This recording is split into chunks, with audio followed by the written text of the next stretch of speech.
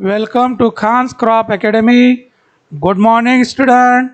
Hi, we are going to learn Agriculture Science and Technology Standard 12, Chapter number 5, Farm Management.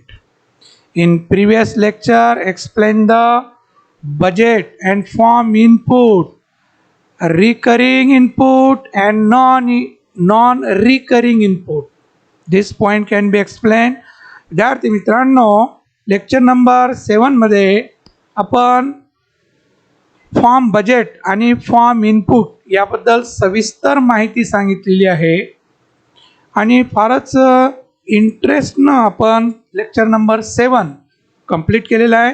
चला तर विद्यार्थी मित्रांनो, आता आपण बघूया lecture number 8, cropping scheme. Cropping scheme म्हणजे पीक पद्धती. क्रॉपिंग सिस्टीम, क्रॉपिंग स्कीम है ना, किंवा क्रॉपिंग स्कीम म्हणजे पीक योजना. पीक योजना. Cropping scheme is a plan. Cropping scheme is a plan according to which the crops are grown on an individual plot of the farm with an object of getting maximum return from catch crop without losing the fertility of the soil. विद्यार्थी मित्रांनो, पीक योजना. आपलं 10 acre शेती आहे. 10 acre शेतीची आपण 5 plot तयार केले तर 2-2 एकरचे येणार. तर प्रत्येक 2 एकर मध्ये वेगळं क्रॉप आणि अगोदर कोणतं होतं नंतर कोणतं घ्यायचं सगळं plan. Cropping scheme is a plan according to which the crops and grown on an individual plot. त्या इंडिव्हिज्युअल प्लॉटमध्ये वेगवेगळं पीक आपण घेऊन की जेणेकरून आपल्याला मॅक्झिमम प्रॉफिट मिळावं आणि जमिनीची सुपीकतेमध्ये घट होऊ नये, जमिनीची सुपीकता खराब होऊ नये, जमीन फर्टाईल राहावी, मेंटेन राहावी, जमीन नाकस बनू नये है ना. तर जमिनीचंही पोत सुधारलेलं राहावं, जमीन सुपीक राहावी, हे विचार केलं जातं. त्याला म्हटलं जातं क्रॉपिंग स्कीम. Cropping scheme. तर विद्यार्थी मित्रांनो, पीक योजना ही एक योजना असून, पीक योजना ही एक योजना असून त्यानुसार शेतीच्या वैयक्तिक भूखंडावर, त्या पिकाचं वैयक्तिक भूखंडावर पिकाची लागवड केली जाते. ज्या योगे पिकाची सुपीकता न सोडता, जमिनीची सुपीकता न सोडता जास्तीत जास्त आपल्याला परत्व कसं मिळेल, म्हणजे रिटर्न कसं मिळेल, जास्तीत जास्त नेट प्रॉफिट कसं मिळेल, हे जेव्हा आपण प्लॅन करतो आणि त्यानुसार आपण कार्य करतो, ते क्रॉपिंग स्कीम. ते डेफिनेशन ही विचारू शकतात. It is the basis of form budgeting. आता हे सगळं कशावर म्हणून आहे, आपल्याला भरपूर वाटतं स्ट्रॉबेरी घ्यावं, आपल्याला भरपूर वाटतं द्राक्षाचा बाग घ्यावं, परंतु सगळं कशावर अवलंबून आहे बेटा, पैशावर, बजेटवर अवलंबून आहे. आपल्याकडे खर्च करायला किती आहे हे बघावं लागेल की नाही. फार तुम्हाला वाटत 4 व्हीलरमध्ये फिरावं आहे की नाही, आपलं बजेट बघावं लागेल की नाही. 4 व्हीलर घेऊ शकतो की नाही आपण. तसंच शेतीमध्ये आहे बाळांनो. आपली फार इच्छा होते की आपल्या शेतामध्ये द्राक्ष लावावं है ना, स्ट्रॉबेरी लावावं, परंतु बजेट बघावं लागेल की नाही. तर कोणती क्रॉपिंग स्कीममध्ये हे स्कीम जी तयार केली जाते की कोणत्या प्लॉटमध्ये कोणतं पीक घ्यायचं आहे, तर हे कशावर अवलंबून आहे, तर फॉर्म बजेटवर अवलंबून आहे. फॉर्म बजेटवर अवलंबून आहे. It is the basis for deciding form management practices. Deciding form management practices हे शेतीचा आधार आहे. बजेट शेती व्यवस्थापन पद्धती ठरवण्याचा आधार आहे हे कायमचे. तर हे it is the basis for deciding form management practices. हे सगळं फॉर्म मॅनेजमेंट प्रॅक्टिसेसवर डिसाईड की आपल्याकडं रिसोर्स कोणकोणता आहे, आपल्याकडं मजूर किती आहे है ना, घरचे किती आहेत, बाहेरचे किती आहेत, बैल आहेत की नाही, अवजार आहेत की नाही, या सगळ्या गोष्टीचं डिसाईड करून काय केलं जातं, ते क्रॉपिंग स्कीम तयार केली जाते. It show permanent labour. आपल्याकडं परमानंट लेबर किती आहे, टेम्पररी लेबर किती आहे, quantity of input, quantity input है ना, जे रिकरिंग है ना, रिकरिंग जे इनपुट आहे, सीड आहे, फर्टिलायझर आहे, पेस्टिसाइड आहे, these are the recurring input. हे नेहमी नेहमी लागणारं जे आहे, वारंवार लागतं आणि हे संपत असतं, तसं आणखीन आपल्याला नवीन घ्यावं लागतं ते इनपुट. तर किती क्वांटिटी आहे यावर आपण पीक पद्धती ठरवितो, पिकाची योजना ठरवितो आपण. तर डेफिनेशन महत्त्वाची आहे, डेफिनेशन पाठ असायला पाहिजे, एक दोन वेळेस लिहून बघा, सोपा आहे. Cropping scheme is an plan according to which the crops are grown, according to which the crops are grown on an individual plot of the farm with an object of getting maximum return from catch crop without losing the fertility of the soil. है ना, हे cropping स्कीमची definition आहे. तर विद्यार्थी मित्रांनो, आपण next बघत आहोत characteristic of good cropping scheme. Characteristic of good cropping scheme. Characteristic of good cropping scheme. Characteristic of good cropping scheme. तर क्रॉपिंग स्कीम, पिकाची चांगली योजना चे वैशिष्ट्य कोणते? पिकाच्या चांगल्या योजनेचे वैशिष्ट्य कोणते? चांगली योजना केली वापर असं म्हणतो. क्रॉपिंग स्कीम प्लॅन आहे ना, तर कशाला आपण चांगलं म्हणणार, त्याचे चांगले वैशिष्ट्य कोणती असणार आहे, कशाला आपण चांगलं म्हणणार? तर it should supply food to family and fodder to the cattle. तर पहिलं कॅरेक्टर जे आहे क्रॉपिंग स्कीमचं, गुड क्रॉपिंग स्कीमचं पहिलं वैशिष्ट्य, त्यामध्ये आपल्या फॅमिलीला जे फूड लागणार आहे ते शेतामधून निघावं, आपल्या जनावरांसाठी जे लागणार आहे वैरण तेही आपल्या शेतामध्ये निघावं, या पद्धतीनं प्लॅन केलेलं असेल तर त्याला आपण काय म्हणणार? Good cropping scheme. Good cropping scheme. Suppose example, jowar, maize, rice, wheat, बाजरी या पिकामुळं काय होणार बाळांनो? ज्वारीपासनं धान्य मिळणार, मकापासनं धान्य मिळणार, राईसपासनं धान्य मिळणार, गहूपासनं धान्य मिळणार, बाजरीपासनं. मग याचं जे बाय प्रॉडक्ट आहे हे जनावरांचं खाद्य म्हणून वापर केलं जाईल. खाद्य म्हणून वापर, ज्वारीचं कडबा आहे, मकाचंही कडबा म्हणतो, राईसचं पॅडीचं तणस असं म्हणतो, गव्हाचं गवंडा म्हणणार, गुढी म्हणणार, बाजरीचंही कडबा.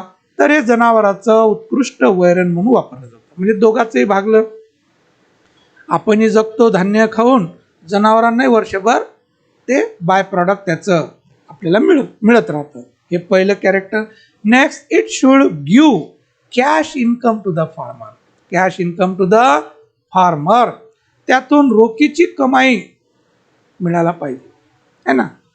रेडी कॅश टू फार्मर, पैसा पण मिळाला पाहिजे की नाही है ना. तर दुसरं त्याच्यामध्ये असं प्लॅन असायला पाहिजे की कॅश क्रॉप पण त्यामध्ये असायला पाहिजे की जेणेकरून ते विकलं की आपल्याला पैसा मिळणार. हे क्रॉप लावलं तो धान्य, जनावराला एक कडबा, दोघांचा प्रॉब्लेम मिटला. आता खर्च करण्यासाठी पैसा पाहिजे नाही बाळ. तर बाळांनो, आपलं खिशामध्ये पैसा नसेल, पॉकेटमध्ये, तर आपण परेशान असतो है ना. जर तुम्ही लातूरला कुठं बाहेर गावी शिकायला असाल, पैसे पाकिटमध्ये नसतील तर मन लागत नाही की नाही. आणि खिशामध्ये पैसे असले पाकिटमध्ये तर मन लागतं आहे ना.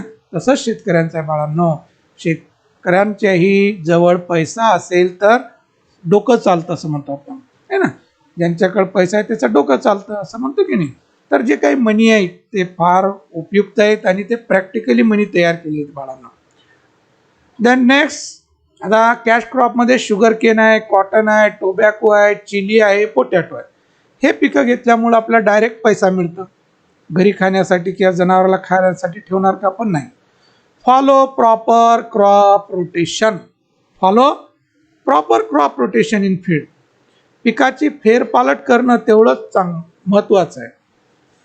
पिकाची फेरपालट केल्यामुळं एकतर रोगराईचा प्रादुर्भाव कमी होईल, तणाचा प्रादुर्भाव कमी होईल आणि जमिनीची सुपीकता टिकून ठेवता येईल बाळा. आपण फॉर्म प्लॅनिंगमध्ये म्हटलं की नाही, minimum loosening the fertility of soil. तर क्रॉपिंग स्कीममध्ये क्रॉप रोटेशन ही महत्त्वाचं आहे. व्यवस्थित क्रॉप रोटेशन व्हायला पाहिजे. एक वर्ष दाळवर्गीय पीक आहे तर दुसऱ्या वर्षी एक दल पीक, द्विदल पीक असं असायला पाहिजे की जेणेकरून जमिनीची सुपीकता टिकून राहील. सपोज ज्वार टू मूग आहे ना, एक वर्ष ज्वारी घेतलं दुसऱ्या वर्षी मूग तर मेंटेन होणार. एक वर्ष कॉटन घेतलं दुसऱ्या वर्षी सोयाबीन मेंटेन होणार. सोयाबीन घेतलं की नंतर आपण व्हीट घेतो. काय घेतो? व्हीट. इथं ई एक्स्ट्रा झालेलं आहे व्हीटचं, व्हीट एक्स्ट्रा आहे. ओके, तर या पद्धतीनं पिकाची फेरपालट करायला पाहिजे. एक लेग्युमिनस क्रॉपचं एक सिरियल क्रॉप असं जोडी लावायला पाहिजे की जेणेकरून जमिनीची सुपीकता टिकून राहणार बाळांनो. Leguminous crop should be included to maintain the fertility of soil. या क्रॉपिंग स्कीम मध्ये लेग्युमिनस क्रॉप मेंटेन असायला पाहिजे है ना. असायला पाहिजे लेग्युमिनस क्रॉप इन्क्लूड केलेलं असायला पाहिजे. कशासाठी? Maintain the fertility of soil. तर जमिनीची सुपीकता टिकून ठेवण्यासाठी लेग्युमिनस क्रॉप फार फायदेशीर ठरणार. तर त्यामध्ये मूग क्रॉप आहे त्याला आपण ग्रीन ग्राम म्हणतो. सोयाबीन आहे, उडीद म्हणजे ब्लॅक ग्राम म्हणतो. ग्राम म्हणजे हरभरा. तर हे उडीद, मूग, हरभरा, सोयाबीन तर अशी जी पिकं आहेत हे शेंगवर्गीय आहेत, दालवर्गीय पिके. यापासून जमिनीची सुपीकतेमध्ये वाढ होते. Next, it should reduce the cost of cultivation by included the crops like potato, onion. Reduce the cost of cultivation हे विचार करायला पाहिजे. आपण पीक योजना तयार करत असताना जे प्लॅन आपण तयार करत आहोत त्या प्लॅनमध्ये असले पिकं असायला पाहिजे की खर्च कमी उत्पन्न जास्त आहे ना. खर्च जास्त उत्पन्न कमी तर फायदेशीर राहणार का? त्या रेशोमध्ये, खर्चाच्या रेशोमध्ये उत्पन्न पण मिळाला पाहिजे है ना. 5 लाख आपण शेतामध्ये खर्च करत आहोत आणि 7 लाख मिळत आहे. दुसरीकडे आपण 1 लाख खर्च करत आहोत, 2 लाख निघत आहे. मग कोणतं प्रॉफिटेबल आहे? 2 लाख, 1 लाख खर्च केलेलं 2 लाख निघत आहे ते प्रॉफिटेबल असणार. म्हणजे एकाला डबल भेटत आहे 2 लाख. 5 ला 10 मिळाला पाहिजे पण 7 लाख भेटू लागले. मग कोणतं चांगलं आहे? 1 लाख खर्च केलेलं चांगलं, 5 लाख खर्च केलेलं चांगलं आहे का नाही. तर हे रेशो बघून आपण तसं पीक घ्यायला पाहिजे. कमी खर्च लागणारं, कमी खर्चिक जे कॉस्ट ऑफ कल्टिवेशन आहे ते कमी यायला पाहिजे. तर पोटॅटो आहे, ओनियन आहे यांना खर्च लागत नाही बेटा आणि कमी कालावधीचं आणि भरपूर उत्पादन देणारं पीक असतं. It should engage the labour through out the year. दुसरं प्लॅन कसं झालं पाहिजे? आपले लेबर एंगेज असायला पाहिजे, वर्षभर रिकामे नसायला पाहिजे. असं प्लॅन करायला पाहिजे की जेणेकरून घरची भांडणं होणार नाही, बाहेरचे भांडणं आणणार नाही घरात है ना. रिकामं डोकं भूताचं डोकं म्हणतात की नाही. सतत कामामध्ये असायला पाहिजे बाळांनो है ना. सतत कामामध्ये असलं की कुटाने लागत नाही मागं, खर्चही होत नाही है ना. आणि आपली जी आरोग्य आहे ते चांगलं राहतं कारण बाकीचं टेन्शन राहत नाही. काम केलं की भूक लागते, भूक लागले की जेवण होते, जेवण झालं की झोप येते आहे की नाही. झोप झाली की ताण तणाव कमी, रिलॅक्स. तर बाळांनो आपण पण जर बोर झालो तर शेतामध्ये जात राहा, काम करत राहा, आईवडिलांनी मदत करा. क्रॉप सायन्स घेतलेलं आहे आपण है ना. तर क्रॉप प्रोडक्शन घेतलेलं आहे. तर यामधलं आपण पुस्तकी नॉलेज घेत आहे ते प्रॅक्टिकली आपल्याला शेतामध्ये फॉलो करता यायला पाहिजे, सांगता यायला पाहिजे, आपल्याला इंटरेस्ट असायला पाहिजे. बघा मेडिकलवाल्याचा मुलगा मेडिकलवर बसतोच, मग शेतकऱ्याचा मुलगा शेतात का जात नाही हो? हा मोठा प्रॉब्लेम आहे. जायला पाहिजे आहे नाही. पश्चिम महाराष्ट्रामध्ये जातात, फार त्यांना शेतीची फार अभिनंदन भेटो तुमचं पश्चिम महाराष्ट्र आहे ना. पण आमच्याकडची इकडं मराठवाडा जात नाही. तिकडचं कलेक्टर असलं तरी शेतात जातं बाळांना है ना. द्राक्षाच्या बागेमध्ये फवारणी करतो. आदर्श घेऊ तुमचा आम्ही है ना. तर बेटो आपली शेती आहे, आपला व्यवसाय आहे. त्या व्यवसायाची माहिती आपल्याला नक्की असणं महत्त्वाचंच आहे, गरजेचंच आहे. इथं शेती म्हटलं की कपाळावर जुळ्या पडतात हो है ना. तर शेती हे स्वतःचा व्यवसाय बाळांनो है ना. त्याला लाज वाटायला नको, आपण कमी समजायची नाही. शेती ज्यांच्याकडे आहे ते आज धनी आहे है ना. तर तो 4 मजुराला काम देऊ शकतो. आम्ही शिक्षक काय देऊ शकतो आमच्या मुलाला? आम्ही रिटायर झालं तर नोकरीसुद्धा देऊ शकत नाही है की नाही. तर शेत असेल तर शेतामध्ये तरी काम करतील ना तुमचे. तर बाळांनो शेती हे फार महत्त्वाचं आहे. तर त्या दृष्टीनं त्याला बघायला पाहिजे, व्यवसाया दृष्टीनं, तर ते फायदेशीर पण असणार आहे. काय म्हटलं पण, it should engage the labour throughout the year, that is grow the vegetable fruit crop. It require regular labour throughout the year for their work. तर घरचे मेंबर जर जास्त असतील तर आपण भाजीपाला घेण्यास काय हरकत नाही, कारण भाजीपाल्याला सतत काम असतं, एक एक काम सुरूच असतं, त्याला दमत करत नाही.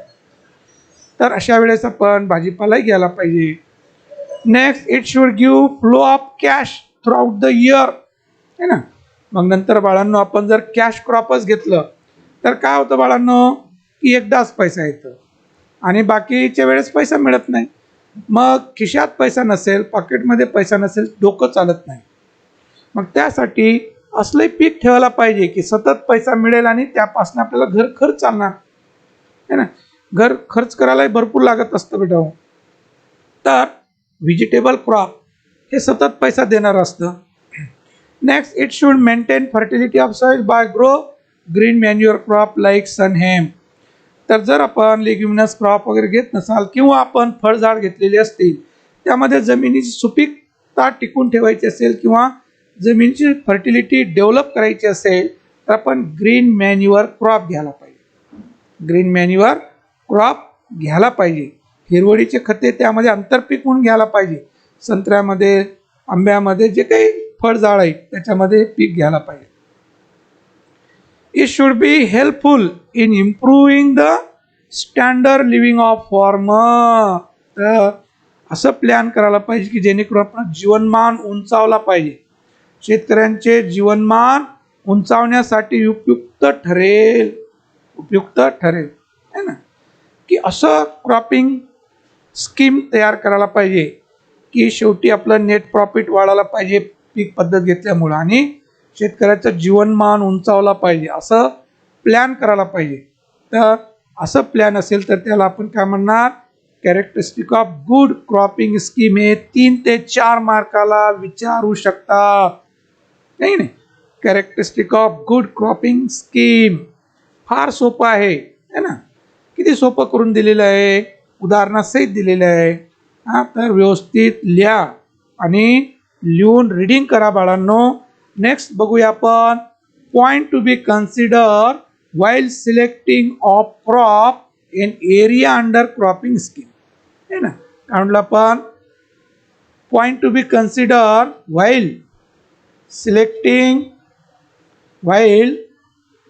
selecting of crop and area under cropping scheme. मग आता कोणते पॉइंट कन्सिडर करायला पाहिजे की जेणेकरून किती एरिया पिकाला द्यायचं आहे, है ना, कोणत्या प्लॉटमध्ये कोणतं घ्यायचं आहे. मग जे काही रिसोर्सेस आहेत ते किती उपलब्ध आहे आपल्याकडं, इनपुट किती आहे, त्यानुसार आपण क्रॉपिंग स्कीम तयार करत असताना ते पॉईंट कन्सिडर करायला पाहिजे. तर पहिलं पॉईंट आपण कन्सिडर करणार आहोत, the availability of labour throughout the year. आपल्याकडं लेबर, मजूर वर्षभर उपलब्ध किती आहेत, वर्षभर मिळणारे किती मजूर मिळू शकतात वर्षभर. And whether there are any period of acute shortage of labour which can be avoided, है ना. मग ज्या पिरियडमध्ये मजूर मिळत नाही असं पीक आपण घ्यायला नको. आपल्याला वर्षाचं माहीत असतं की आपल्या एरियामध्ये कोणते पीक आहे आणि कोणत्या पिकासाठी मजूर जास्त लागतात आणि तेव्हा ते एंगेज कधी राहतात आणि आपल्याला मिळतात की नाही, यानुसार क्रॉपिंग स्कीममध्ये पॉईंट कन्सिडर करायला पाहिजे की सगळ्या शेतकऱ्यांची घाई गडबडी एकच यायला नको, तर तेव्हा मजुरांचा प्रॉब्लेम येतं आणि त्यामुळं आपल्या पिकाचं नुकसान होऊन बसतं. सोयाबीनची काढणी वेळेवर झाली नाही तर पूर्ण सोयाबीनचे शेंग फुटून धान्य शेतामध्ये पडणार, नुकसान झालं. कशामुळं नुकसान झालं, फक्त मजूर न मिळाल्यामुळं, है ना. मग क्रॉपिंग स्कीम तयार करत असताना मजूर किती अवेलेबल आहे वर्षभर हे बघायला पाहिजे आणि कधी मिळत नाही ही बघायला पाहिजे. अवॉइड दोज क्रॉप्स विच ह्या शॉर्टेज ऑफ लेबर. मग जेव्हा लेबरचा प्रॉब्लेम आहे त्या पिरियडमध्ये, मग त्या पिरियडमध्ये तसं पीक घ्यायचं नाही. जे पीक येणार आहे किंवा लागवड होणार आहे, जेव्हा ते पिकाला मजूर भरपूर लागतात परंतु मजूर मिळत नाही, मग ते पीक अवॉइड करायला पाहिजे, घ्यायला नको. मजुरींची कमतरता असेल तर ते पीक काय करायला पाहिजे, कॅन्सल करायला पाहिजे. The relative cost of production and expected market price of the crop to be cultivated. आता पिकाचं रिलेटिव्ह कॉस्ट ऑफ कल्टिवेशन आणि मार्केट भाव याचं काय करायला पाहिजे, ताळमेळ लावायला पाहिजे आणि कोणतं पिकाला नेट प्रॉफिट जास्त ते पीक सिलेक्ट करायला पाहिजे है ना. त्याचं कॉस्ट ऑफ कल्टिवेशन किती आहे, त्याला मार्केट भाव किती आहे आणि आपल्याला प्रॉफिट किती मिळणार आहे कोणत्या पिकापासून, हे ताळमेळ लावायला पाहिजे. तसलं पीक आपण सिलेक्ट करायला पाहिजे. हे पॉईंट कन्सिडर करायला पाहिजे फॉर्म प्लॅनिंगमध्ये की कोणत्या पिकाचं कॉस्ट ऑफ कल्टिवेशन कमी आहे, मार्केट डिमांड कसं असतो, तर ते फॉर्म प्लॅनिंगमध्ये कन्सिडर करायला पाहिजे. The capital required for growing of cash crop.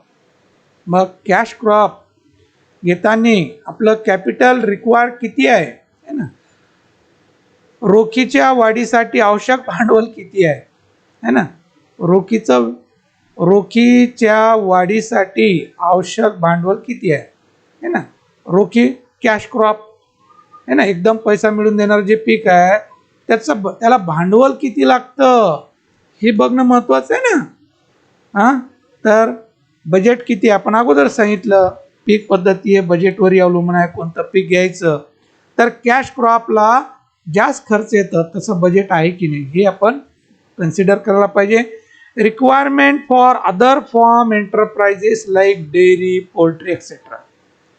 नंतर इतर शेती उद्योगाची आवश्यकता है ना, इतर शेती उद्योगाची आवश्यकता ही बघायला पाहिजे. Requirement for other form enterprises.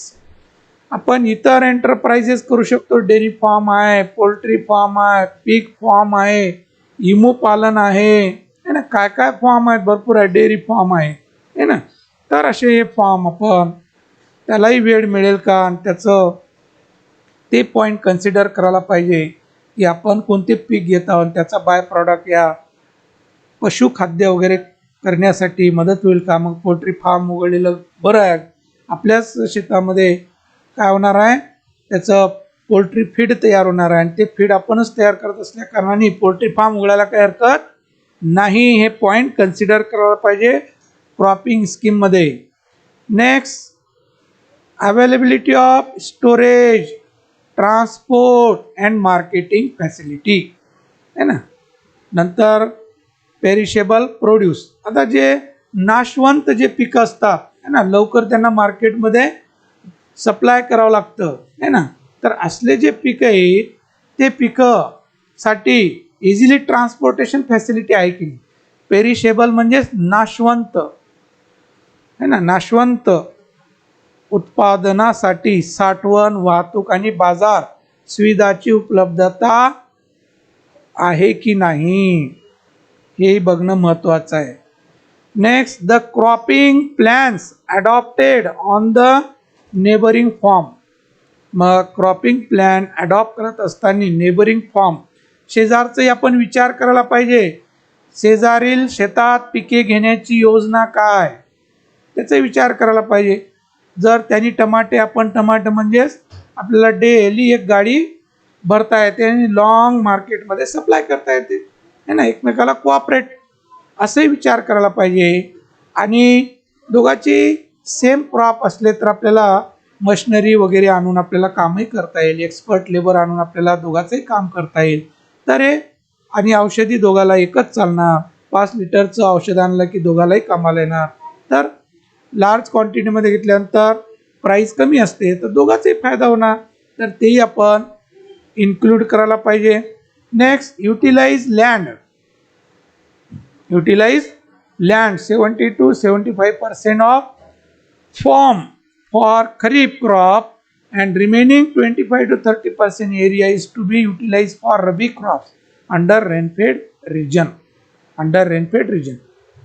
तर बाळांनो, रेनफेड रिजन असेल म्हणजे कोरडवाहू जमिनी असेल तर त्यामध्ये 2 भाग करायचे. 70 ते 75% हे खरीपसाठी वापरायला पाहिजे जमीन आणि 25 ते 30% प्युअरली रबी क्रॉपसाठी ठेवायला पाहिजे. कारण पावसाचं पाणी त्यामध्ये कन्झर्वेशन केलं जातं, साठवण केलं जातं आणि नंतर लवकर आपण रबी पीक घेऊ शकतो. रबी ज्वारी आहे, हरभरा आहे, करडी आहे, अशी पिकं आपण कमी पर्जन्यमानामध्ये येणारे जी पीक आहे म्हणजे जमिनीच्या ओलाव्यावर येणारे पीक आहे हे पीक आपण चांगल्या पद्धतीनं घेऊ शकतो. ते पॉइंट इन्क्लूड करायला पाहिजे. Next, shallow soils used for raising. Shallow soils used for raising minor crops or grasses and under heavy soils follow double cropping. मग आपली जमीन हलकी भारी असेल तर हलक्या जमिनीमध्ये आपण मायनर क्रॉप बाजरा आहे ना, ज्वारी आहे, अशी पिकं आपण घेणार आणि भाऱ्या जमिनीमध्ये डबल पीक घेण्यासारखं आपण प्लॅनिंग करणार. सोयाबीन घेतलं की नंतर आपला गहू घेता येईल, नंतर मूग उडीद घेतलं की आपल्याला हरभरा घेता येईल. अशा पद्धतीने आपलं नियोजन करता येईल. तर हे पॉईंट कन्सिडर करायला पाहिजे. Then financial condition of the farmer for meeting the recurrent expenditure on the farm. Financial condition शेतीच्या वारंवार होणाऱ्या खर्चाची पूर्तता करण्यासाठी शेतकऱ्यांची आर्थिक स्थिती काय हे पॉईंट कन्सिडर करायला पाहिजे है ना. खर्च लागणार आहे मग ते खर्च आपल्याकडे आहे की नाही, बजेट, फायनान्शियल कंडिशन कशी आहे हे आपण फार्म प्लॅनिंगमध्ये पॉईंट कन्सिडर करायला पाहिजे. तर these are the point consider while selecting the cropping scheme plan. तर एवढे पॉईंट आहेत, हे 5 आहेत आणि याच्यावर 1 2 3 4 5 5 आणि 5 10 पॉईंट आहेत. किती पॉईंट आहेत? 10 पॉईंट. हे 4 मार्कासाठी विचारतात. Which point should be consider while selecting the form plan और क्रॉपिंग स्कीम प्लॅन. ओके. तर नेक्स्ट विद्यार्थी मित्रांनो बघू आपण calendar of operation. Calendar of operation.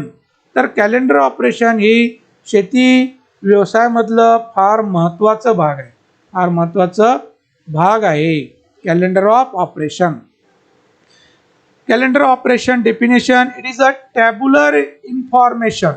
It is a tabular information indicating the type of work. Indicating the type of work to be done on each crop during its life cycle. During its life cycle. त्याच्या life period मध्ये है ना कामं कधी कधी येणार आहेत तर याचं नियोजनबद्ध प्लॅन त्यालाच आपण कॅलेंडर ऑफ ऑपरेशन असं म्हणणार. तर ही एक सारणीविषयक माहिती आहे. सारणीविषयक माहिती आपल्याला कोणत्या तारखेला कोणतं काम करायचं, कोणत्या फील्डमध्ये करायचं, कोणत्या प्लॉटमध्ये करायचं, कोणत्या क्रॉपमध्ये, सगळं नियोजन असं तर मजूर बसून राहणार नाही. वेळेचं सदुपयोग होणार. वेळेचा सदुपयोग होणार. नाहीतर काय होणार, त्याही शेतामध्ये काम आहे, त्याही प्लॉटमध्ये काम आहे, त्या पिकाचं काम करणं आवश्यकच आहे. मग जायचं कुठं असं प्रॉब्लेम येणार की नाही. मग त्यासाठी नियोजनबद्ध कॅलेंडर ऑपरेशन तारख वाईज हे काम किती दिवस चालणार, कोणत्या तारखेपासून कोणत्या तारखेपर्यंत, हे जे प्लॅनिंग आहे यालाच आपण कॅलेंडर ऑफ ऑपरेशन असं म्हणतो. तर ही एक सारणीविषयक माहिती आहे ज्या आपल्या जीवनाच्या म्हणजे त्या पिकाच्या चक्रात प्रत्येक पिकावर कोणत्या प्रकारचे काम करेल हे दर्शविते. कोणते काम करायचे ते दर्शविलं जाते. त्याला म्हणायचं कॅलेंडर ऑफ ऑपरेशन. तर आपलं कॅलेंडर ऑपरेशन असायला पाहिजे, आपलं प्लॅन असायला पाहिजे अभ्यासाचं. क्रॉप प्रोडक्शन म्हणजे ॲग्रिकल्चर सायन्स टेक्नॉलॉजीला किती वेळ द्यायचा, अर्धा तास डेली. फिजिक्स केमिस्ट्री बायोला किती द्यायचं, 2-2 तास द्यायचे, असं नियोजन. तर कधी बसायचं, टाईम फिक्स. त्या टाईममध्ये बसणं म्हणजे बसणंच, काही हो तिकडं आहे ना. असं जर असेल तर तुम्ही जीवनामध्ये सक्सेस होणारच बा. तर शेतीमध्येही कॅलेंडर ऑपरेशन असणं महत्त्वाचं आहे. Then steps to be taken while preparing the calendar of operation. मग कॅलेंडर ऑपरेशन बनवित असताना कोणते स्टेप फॉलो करायचे आहे ना. तर पहिलं स्टेप्स आहे make list of crops and enterprises on the farm. पिकाची लिस्ट आणि कोणतं एंटरप्राइज आपण वापरतो, one cropping, mixed cropping, diversifying farming, कोणतं एंटरप्राइज आहे ते. Next, prepare a list of all operation to be done in serial order for each crop. आता ते क्रॉप आहे आणि त्या क्रॉपला आपण कोणकोणतं कार्य करणार आहोत ते लिस्ट तयार करायला पाहिजे. सपोज सोयाबीन आहे, सोयाबीनची पेरणी या तारखेला, त्यानंतर खुरपणी एवढे दिवस, कोळपणी, फवारणी, तणनाशक, ह्या गोष्टी सगळ्या मेन्शन असायला पाहिजे आणि त्यानुसारच आपण सगळे कामं करायला पाहिजे. तर काय होणार, डिस्टर्ब होणार नाही. ते सिरियली ऑर्डरनं लावायचं. Next, indicate time limit for each operation. मग त्या ऑपरेशनला किती टाइम, 1 दिवसामध्ये होणार का 2 का 4 का 8, त्याचं टाइम लिमिट असंही कॉलम असायला पाहिजे. Next, estimate the female and male labour. मग एस्टिमेट करायला पाहिजे या कामासाठी फिमेल लेबर किती आणि मेल लेबर किती लागणार आहे. कारण फिमेल लेबर हे कमी खर्चामध्ये होतं, मेल लेबरला जास्त पैसे द्यावं लागतं. मग कोणत्या कामासाठी कोणते लेबर लावायचे, फिमेल की मेल, तर ते एस्टिमेट करायला पाहिजे. आणि बुलक फॉर इच ऑपरेशन, मग त्या कार्यासाठी बुलक लागणार की नाही लागणार, मग किती दिवस लागणार हे मेन्शन करायला पाहिजे. Finally, prepare a sheet of work schedule. मग शेवटी कामाची शीट तयार करायला पाहिजे. कामाच्या वेळापत्रकाचे अंतिम पत्रक तयार करायला पाहिजे है ना. तर this are the point consider at the time of calendar of operation. This point can be आज 3 मार्क और 2 मार्क. 3 मार्कासाठी विचारलं तर 1 मार्क डेफिनेशन, 2 मार्क हे पॉइंट, कोणते पॉइंट कन्सिडर करायचे असं हे विचारू शकतात बोर्ड एक्झाममध्ये. तर विद्यार्थी मित्रांनो, व्यवस्थित समजलं तर व्यवस्थित अभ्यास करा, हसत खेळत अभ्यास करा, जास्त ताणतणाव घेऊ नका, चिडचिड घरामध्ये करू नका, आई वडिलांना अजिबात त्रास द्यायचं नाही. सुख समाधानी, तुम्ही जर चांगला अभ्यास केलो तर वेगवेगळ्या डिश बनवून तुमची आई देते बघा है ना. तुमच्यावर फार प्रेम करतात आई वडील है ना. तर तुम्ही तसं वागायला पाहिजे, तसं राहायला पाहिजे. सगळ्यांनी एकत्र बसून जेवण करायला पाहिजे, मजेशीर बोलायला पाहिजे, आजचा अभ्यास सांगायला पाहिजे. तर आईवडील खुश होणार बाळांनो, आणि ते तुमच्यासाठीच आहे. आईवडिलांचं काही कमी जास्त होणार नाही. एवढंच होईल की याचं लेकरू असं असं झालं, फक्त एवढं म्हणणार, पण तू कोणाचं आयुष्य चांगलं जाणार आहे तुमचं. त्यासाठी नियोजनबद्ध कॅलेंडर ऑफ ऑपरेशन पिकामध्ये फॉलो होत असते, तसंच तुमच्याही जीवनामध्ये कॅलेंडर ऑपरेशन असायला पाहिजे बाळांनो. तर थांबूया. थँक्स. जय जवान जय किसान.